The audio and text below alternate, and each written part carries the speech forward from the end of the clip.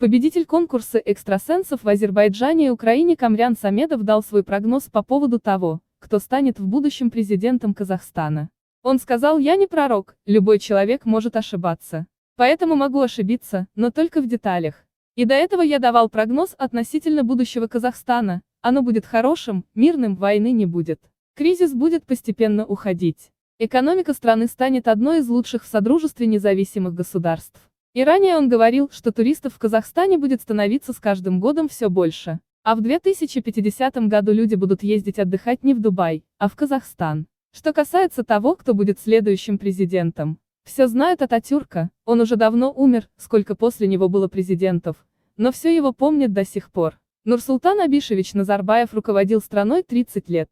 В самые трудные времена он смог вывести страну из кризиса. Назарбаев создал это государство.